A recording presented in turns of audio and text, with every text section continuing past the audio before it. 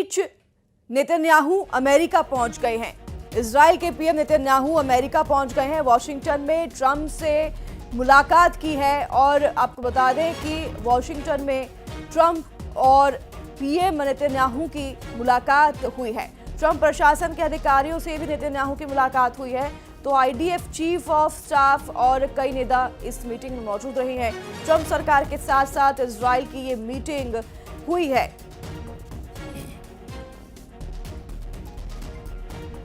कई मायनों से ये मीटिंग जो है अहम हो सकती है। जिस तरह से ईरान और इजराइल के बीच युद्ध लगातार जारी है, इस बीच अब इजराइल के पीएम नेतन्याहू बेंजामिन नेतन्याहू का अमेरिका जाना और ट्रंप से मुलाकात करना ये कई संकेत दे रहा है।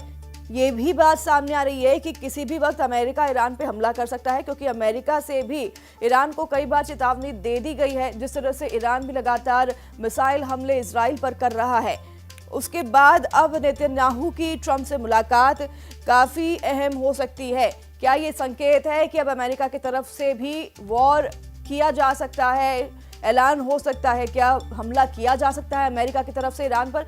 हालांकि ये समय के साथ खुलासा होगा।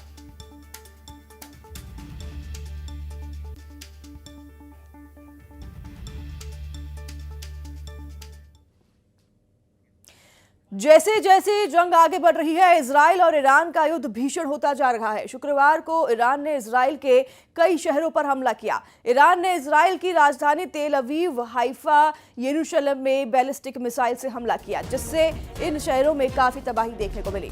ईरान के हमले के बाद पूरे इजराइल में अलर्ट जारी कर दिया गया है और लोगों को सुरक्षित जगह पर जाने के निर्देश भी दे दिए गए हैं। लगातार जारी युद्ध के बीच लोगों से अपील की जा रही है कि आप सुरक्षित जगहों पर जाएं और सुरक्षित रहें। पूरे इजराइल में एक साथ अलर्ट जारी कर दिया गया है। ईरान ने इजराइल के कई ठिकानों पर मिसाइल से हमला किया है, बैलिस्टिक मिसाइल दागे हैं। खास तौर पर आपको बता दें कि रिहायशी इलाकों को निशाना बनाया गया है। इजराइल और ईरान का युद्ध अब भीषण हो गया है। ईरान ने इजराइल के कई शहरों पर हमला किया है। इजराइल की राजधानी तेल अवीव पर भी हमला हुआ है। हाइफा, यरूशलेम में भी बैलिस्टिक मिसाइलों से हमला किया गया है। इन शहरों में काफी तबाही देखने को मिली है इस बैलिस्टिक मिसाइल के हमलों के बाद, और लोगों से अपील की जा रही है कि आप सुरक्षित जगह पर जाएं। अलर्ट जो है जारी कर दिया गया है। हमले के बाद पूरे इजराइल में अलर्ट जारी कर दिया गया है। लोगों को सुरक्षित जगह पर जाने के निर्देश भी दे दिए गए हैं।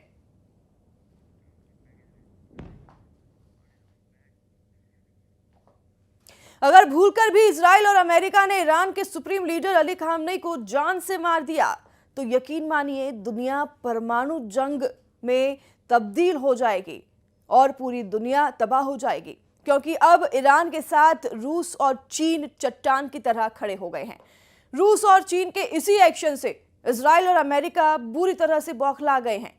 खबर तो यह भी है कि ईरान 15 दिन में परमाणु बम बनाकर हमला कर सकता है। अगर ऐसा हुआ तो पूरे मिडिल ईस्ट में परमाणु जंग शुरू हो जाएगी, जिससे तबाही मच जाएगी।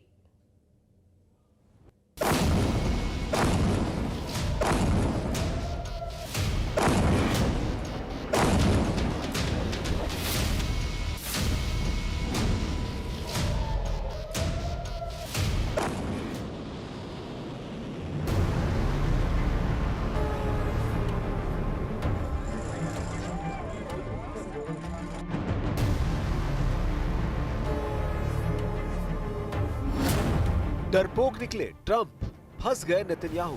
अब 14 दिन में फैसला। 13 जून से अब तक ईरान इजराइल पर 400 से ज्यादा मिसाइलों से इजराइल के कम से कम 8 शहरों पर हमला कर चुका है। तेल अवीव, हाइफा, यरूशलेम में ईरानी मिसाइलों से भयंकर तबाही हुई है। लेकिन अब सवाल उठता है कि जब इजराइल को अमेरिका की सबसे सख्त जरूरत है, तो फिर राष्ट्रपति ट्रंप क्यों कह रहे हैं कि ईरान पर अगले 14 दिन यानी 2 हफ्ते तक अमेरिका हमला नहीं करेगा। ट्रंप के इस ताजे बयान और ईरान के भीषण हमले और इजराइल सेना का कमजोर पड़ता एयर डिफेंस सिस्टम इजराइल के वजूद पर भारी पड़ने लगा है। हम आपको दिखाने जा रहे हैं कि कैसे पिछले 56 घंटों में रूस के राष्ट्रपति पुतिन और चीन के राष्ट्रपति शी जिनपिंग ने पूरी दुनिया को संदेश दे दिया है कि अब ईरान बिल्कुल भी अकेला नहीं है। युद्ध में रूस और चीन ईरान की सीधी मदद करने लगे हैं, यानी जंग में अब हालात पूरी तरह से विध्वंसक हो चुके हैं। अब ऐसे हालात में अगर ईरान के सुप्रीम लीडर खामेनेई को इजराइल और अमेरिका मारते हैं, तो रूस और चीन भूखे शेरों की तरह इजराइल और अमेरिका के सैन्य अड्डों पर हमले कर सकते हैं। और अगर ऐसा होता है तो फिर दुनिया परमाणु विनाश जरूर देखेगी।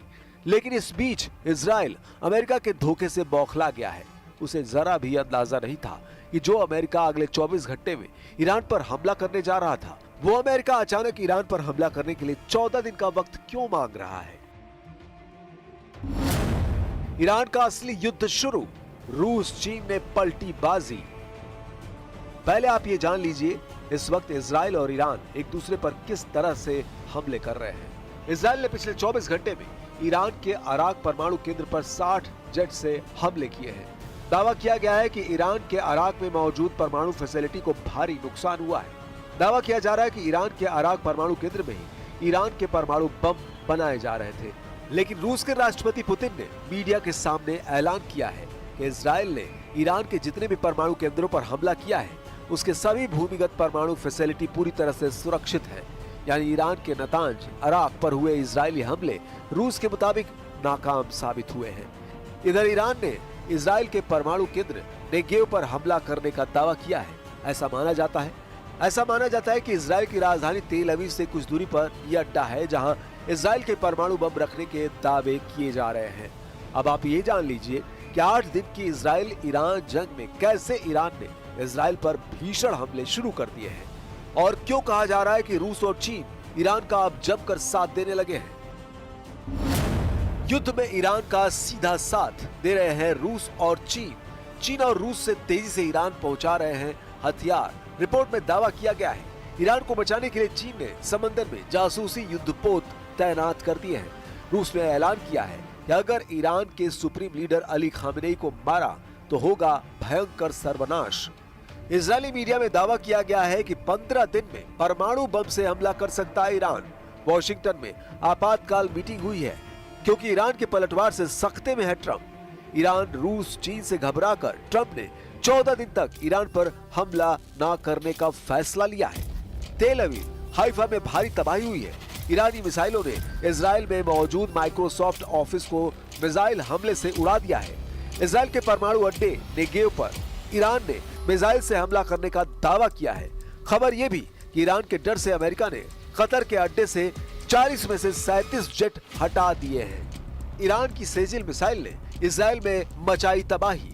ईरान के फोर्दो परमाणु अड्डे को कैसे तबाह करेंगे अमेरिका इजराइल, इसे लेकर तेल अवीव से लेकर वॉशिंगटन तक मीटिंग हो रही है। ईरान के भीषण मिसाइल हमलों को रोकने के लिए हर दिन इजराइल को 2500 करोड़ रुपए खर्च करने पड़ रहे हैं। ऐसा दावा वॉल स्ट्रीट जर्नल की रिपोर्ट में किया गया है। ईरान के विदेश मंत्री अब्बास अरागची ने 2 टूक कह दिया है कि जब तक इजराइल हमले नहीं रोकेगा कोई बातचीत नहीं होगी।